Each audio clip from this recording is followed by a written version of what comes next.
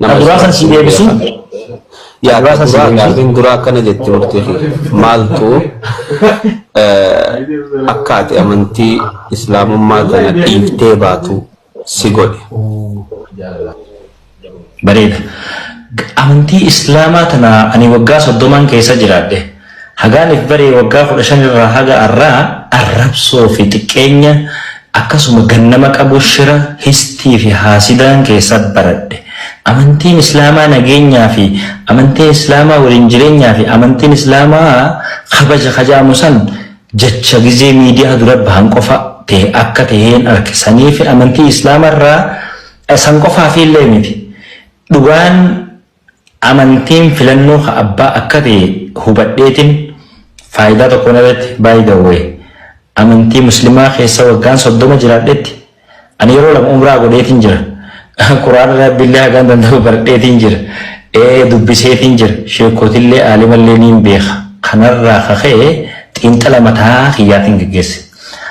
I take time ji'a takkaaf yeroo miidiyaa irraa dhaddan kana an matsaafa qulqulluun dubbisaa ture.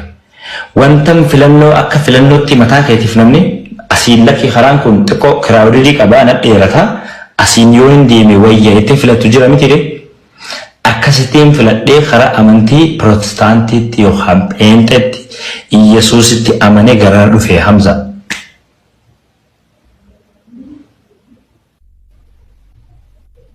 Tole filattee kompeer gootee amantiin islaamaa tun akka reefu sirraa dhageetti arrabsoo qabdii hinaaffaa walitti xiqqeessuu qabdii wantoowwan kana qabdii. Wantoowwan akkanaa arkeetiin keessaa bahee jette.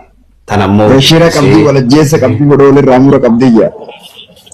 Harka muraa qabdii morma muraa qabdii itiifuu waliin galtuu firqaan dhibbaa amantii tana hunda keessaa Iyesuusitti amanee isaanii wajji jannata seenuudha obboleessa kiyya obboleeyyan kiyya Pirotestaantii wajji azaabni yoo jiraate seenuu naa wayyaa jeetiin filadhe.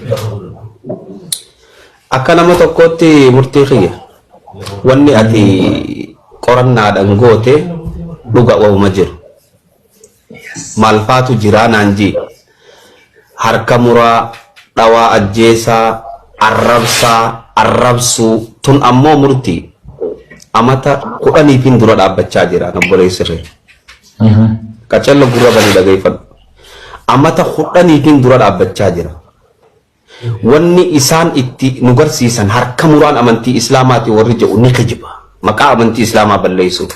Dhagaan dhawaa ajjeesaa warri jedhu ni kijiban maqaa amantii islaamaa balleessuuf. Maqaa amantii islaamaa xureessuuf maqaa babbaafatanii silaagaa dargaggeessi hedduun na hubachaa jiran. Warra gartee ammoo ol bahanii ebalufaan bakka du'e warra ja'anii.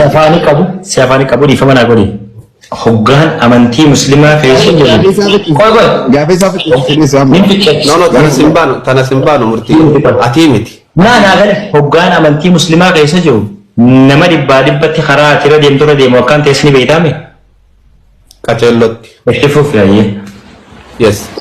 Wantoowwan kana wantoowwan amma murtiin jedhe kunni jiranii dhibbaa fi dhibbatti jiran. Na amanaa for the future amata 5 amata 10 waan hin geenyetti.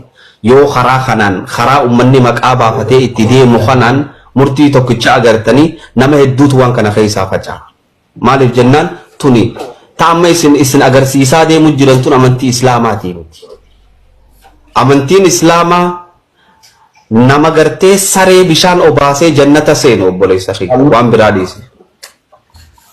Amantiin islaamaa nama bineensa muka muruu siistamatti muruu qabu. Wanni ol qabanii ummanni deemaa jiraniin dhageeffadha. Wanni akka sheekaaroo beenfaan deemaa jirtuun amantii islaamaatii miti. Bocola isaa walitti laaqqatan an zaahiran isinii hima. Ijoolleen filachuu fi filachuu dhabuu keessatti mirga qabdi. Ammoo isiin tun amantiin islaamaa ta dhugaadhaa qur'aanni keenya nuu himee jira.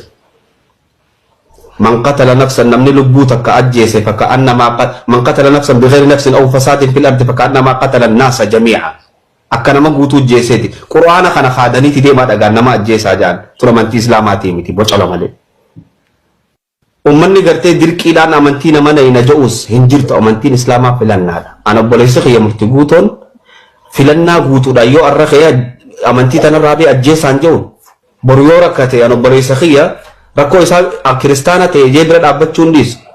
Nama homaattu yoo ati guyyaa sadiitti hin duune jee galgala kana qofa naa barreessi amantii nama ajjeeftu tana ani isaanii wajjin jannata seenuun azaabaa seenuun. Na dhaggeeffadhu na dhaggeeffi murtiin si harka jirti. Islaama dhiisuu fi islaama jaalachuun namni tokko katti si dirqu hin jiru.